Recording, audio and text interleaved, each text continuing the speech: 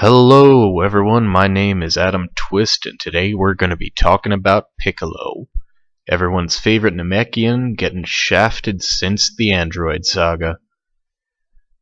Now, it's nothing new for Piccolo to be in the background, but with the advent of Super, especially the recent arcs, a lot of people have been lamenting that Piccolo really just isn't around, not even in the background anymore.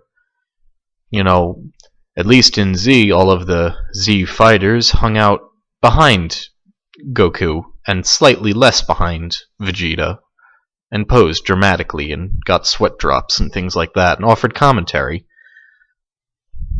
But in Super, that hasn't really been a thing. Now, while I think this is a change for the better in a lot of ways, a lot of people do miss at least seeing their favorite side characters. The most popular of which I'd say is definitely Piccolo.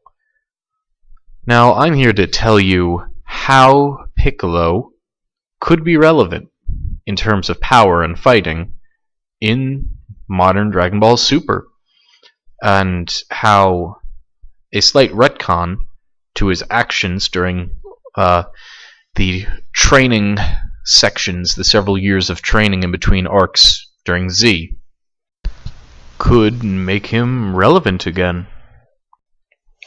Now, I know a lot of you are going to say, oh, it's Dragon Ball, it's a kid's show, why are you analyzing it so deeply?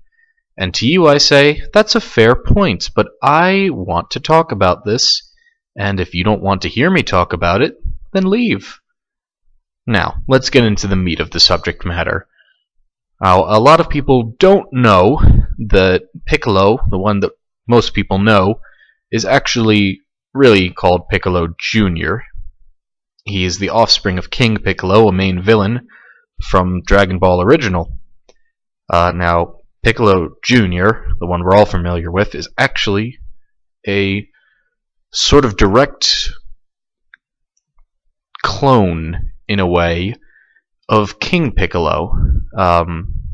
King Piccolo, being from the Dragon clan of Namekians, is able to reproduce asexually by spitting out eggs. And he gets to choose, as do all members of the Dragon clan presumably, the physical features, abilities, power level, personality, etc. of his offspring, within his own limits. You know, King Piccolo can't spit out an egg that will immediately have a higher power than King Piccolo himself. But he can give it up to his potential power at birth. So, that's who Piccolo Jr. actually is, for the people who didn't know. Now, Piccolo is an exact clone of his father. He shares King Piccolo's memories. This is proven in his fight with teenage Goku, when he knows to disable both of Goku's arms, as King Piccolo only disabled one of them, and lost because of that during their fight. So, Piccolo Jr. retains all of his father's memories.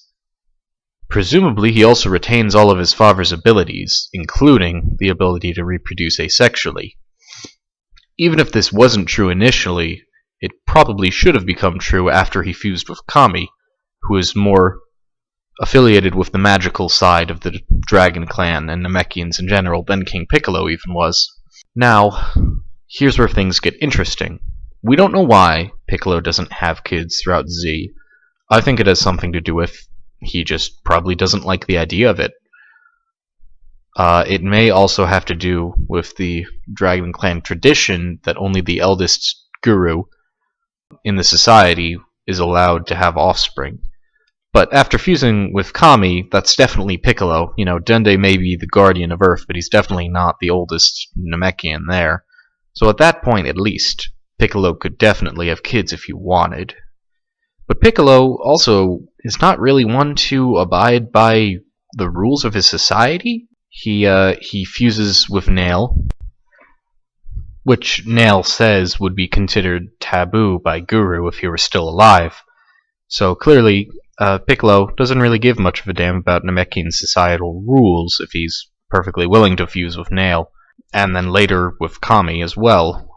Granted, in both situations, he did this for the sake of fighting the current villain, whoever that was, be it second form Frieza or Imperfect Cell. But but he was still quite okay with it. What I offer as a way to optimize Piccolo's power and make him relevant in modern times is a situation where Piccolo did use his ability to reproduce asexually. Now, there is a catch to the ability, of course, to reproduce asexually and produce these children who are potentially as strong as you. And that is that every time a Namekian has offspring in this manner, they age greatly. King Piccolo got around this by using the Dragon Balls to wish for eternal youth. Because he did that, he was able to have as many children as he wanted, and he took full advantage of that. Now, there is some speculation as to whether Piccolo Jr., being an exact clone of his father, actually inherited that immortality, that eternal youth.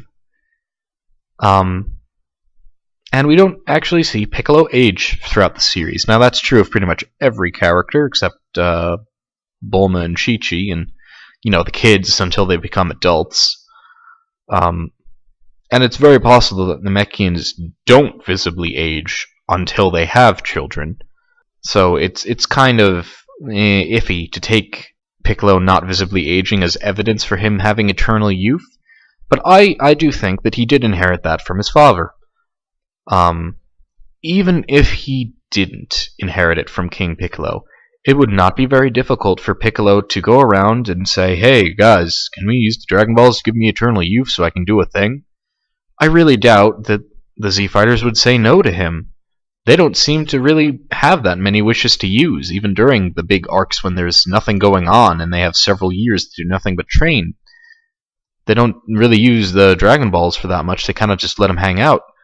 So, I think it would be pretty damn easy for Piccolo to get eternal youth if he wanted it, especially if he gave a good reason to the other Z-Fighters. Now, how does this all come together? Well, if Piccolo has eternal youth, either by inheriting it or by wishing for it on the Earth's Dragon Balls, or the Namekian Dragon Balls, then he would be able to potentially have as many offspring as he liked. And of course, he could choose them to look and have whatever personality he wanted, along with power level, even up to his own limits. So, if this scenario came true, Piccolo would have the ability to have as many offspring as he wanted, all as strong as him and with the same personality. There are two options for what he could do with this. One is more in character for Piccolo, I believe. We'll start with that one. Piccolo could have several of these kids, exactly as he is, just as strong, and he could raise them and then train with them. Now we saw with Piccolo Jr. that it doesn't take very long for a Namekian to mature. Whether or not this was because King Piccolo wanted Piccolo Jr. to grow up quickly, we don't know. I would say that it was partially due to that, because Dende does not seem to grow up as quickly as Piccolo Jr. did. In any case, Piccolo could simply want his children to grow up quickly, and then they would. So he would have a training partner on the same level as him that would be completely devoted to the cause. And then there would be multiple Piccolos on the same power level running around, helping out. I mean, that'd be a cool way to make Piccolo relevant if he sort of had like a squadron of Piccolos that were all like him and dedicated to the cause and all just as powerful. Now the second option, which is much more, has a much larger power gain, but is slightly less in character, is if Piccolo were to have these same children of the same power level, train with them until they were adults, and then fuse with them. The reason that this is so much more powerful as an end result is for the nature of fusion between Namekians. The power rise is incredibly exponential. On Namek, when Piccolo fused with Nail, Nail's power level was 42,000. That's only about as much as Jace or Berter or Raccoon. Not very impressive. And Piccolo's power level, I doubt, was any higher than that. Since he died on Earth when he had only a power level of 3,500, he had been training on King Kai's planet, but considering that it didn't give Goku too massive of a boost, I don't think that Piccolo would have grown that much. I'd say even if we put him at the same level as Nail or a little higher, even if we put him on the same level as Goku when he arrives on Namek, their power levels, Nail and Piccolo's, when they fuse, are not just added. They are multiplied by a certain number that puts them from 42,000 plus whatever small number you want to put in for Piccolo to over 1,000,000 and strong enough to take on Frieza's second form. That is a very big power boost. A similar thing happens when Kami and Piccolo fuse during the Android Saga. When this happens, Piccolo's power, well, he's not really Piccolo at that point, he's the nameless Namek or Kamikula, whichever you prefer, jumps up immensely to the point where he is able to take on 17, who, before they had fused, could one-shot Piccolo, kick him in the gut, and he was down. So in both cases, there is an incredibly massive power boost from fusing with another Namekian, despite both of their original power levels not being that impressive compared to the fused form. So if Piccolo were to have a potentially endless number of these children, all of which he could make stronger and stronger as he got stronger from fusing with the prior child, he could really be up there. He could be a really big hitter, a big contender, up there with the Saiyans. Who knows, maybe through this he would have been able to unlock some sort of greater form, like Super Saiyan Blue, something equivalent, that would make him relevant in Dragon Ball Super now. But alas, of course, none of this came to pass. The other question that I'm sure people are going to ask is, if Piccolo combines with all of these children, there's a merging of personality problem going on. And even if Piccolo has these children and wants them to have the same personality as him, it's not going to turn out to be the case. As we saw with King Piccolo, who wanted to give his child his personality, Piccolo Jr.'s turned out to be a rather nice guy, even before he fused with Nail and Kami. He was a decent fella. That said, for a long time before that, he still had a very, very similar personality to King Piccolo. So I'd say as long as Piccolo worked within that time limit of several years, he wouldn't have any issues with his offspring and personality merging.